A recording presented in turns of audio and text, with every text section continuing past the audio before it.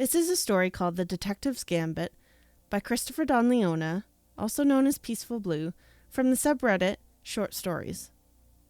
Monroe's investigation kept leading her back to the same shady street downtown. It was perpetually plagued with an abundance of clues, each one covered in filth, just like the alleys they call home.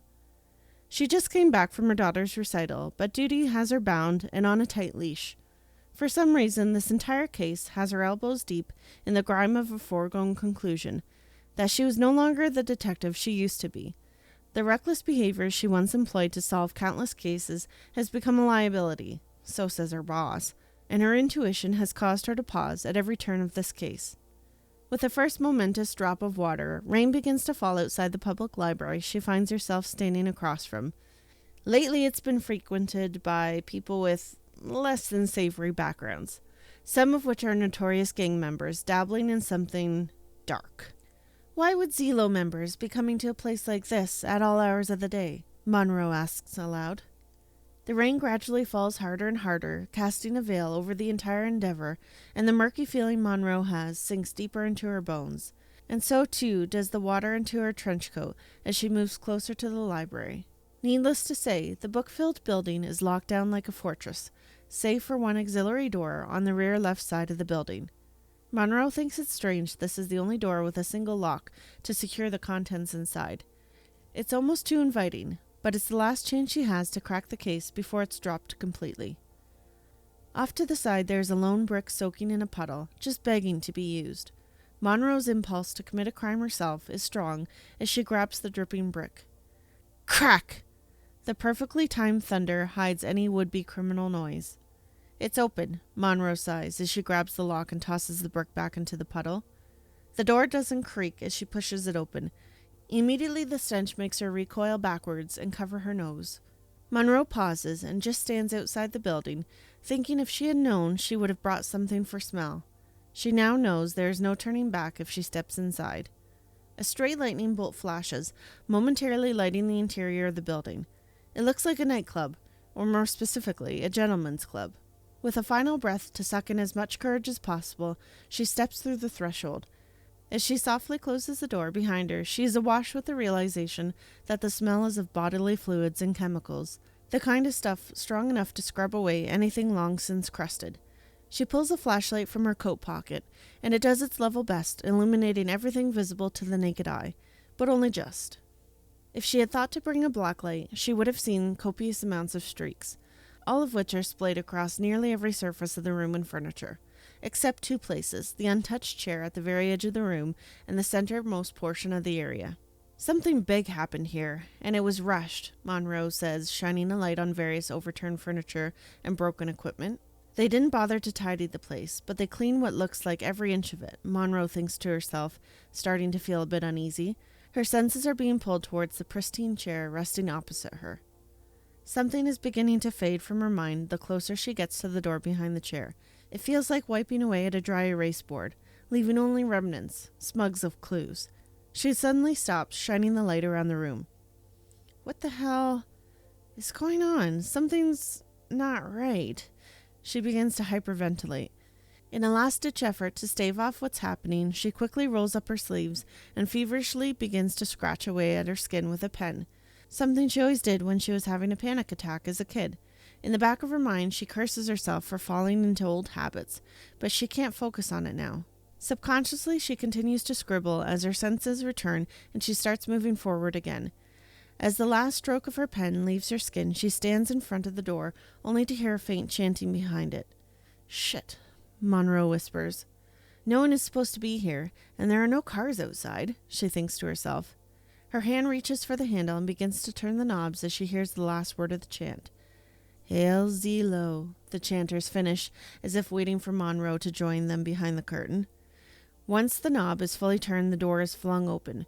Before she can properly catch a glimpse of what's inside, a gust of wind, as strong as a gale force, thrusts her back once, then twice.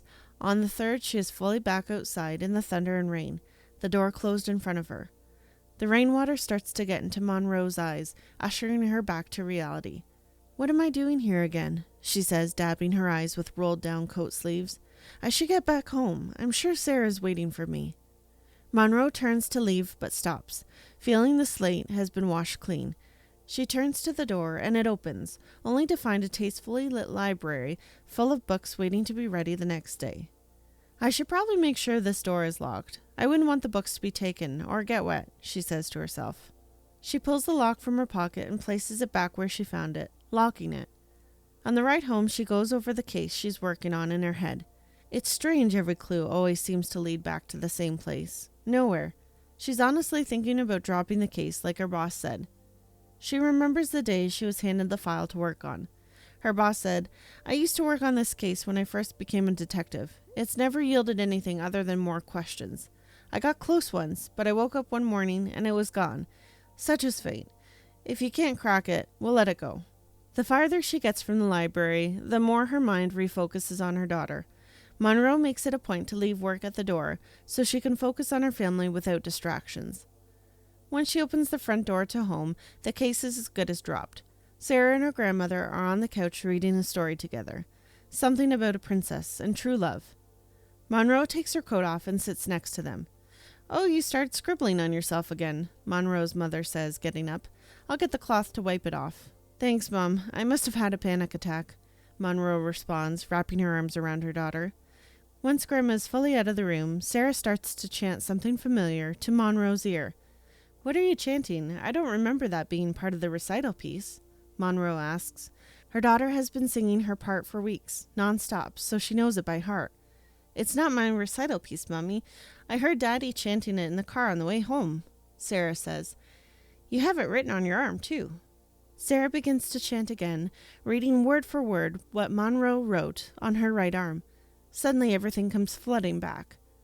Monroe realizes she had been hypnotized by the chant, and hearing it again broke the trance. "You said Daddy taught you this?" Monroe asks.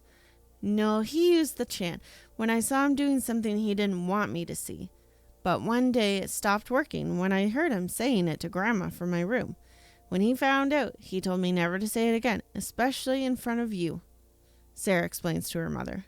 Monroe is astounded by her daughter's cavalier way of saying her former husband had been hypnotizing them.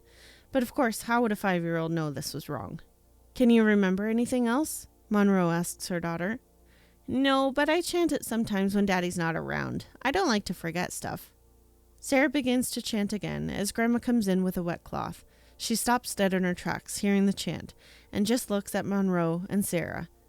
"What was I doing?" Grandma says as she turns back around and goes into the kitchen. Monroe's eyes go wide as she remembers something, a face back at the library covered in shadow. "Mommy, why did you write Daddy's name on your left arm?" Sarah asks.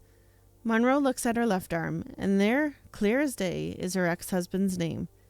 Hail Zelo and Master Christoph Blake. Monroe looks at her daughter and smiles. "Looks like you've just helped me crack the case, Sarah. Good job." Sarah smiles big, satisfied with her mother's words of approval, and happily goes back to reading her book. That was a story called The Detective's Gambit by Christopher Donleona, also known as Peaceful-Blu, from the subreddit Short Stories. Thank you so much for watching, and we hope to see you next time.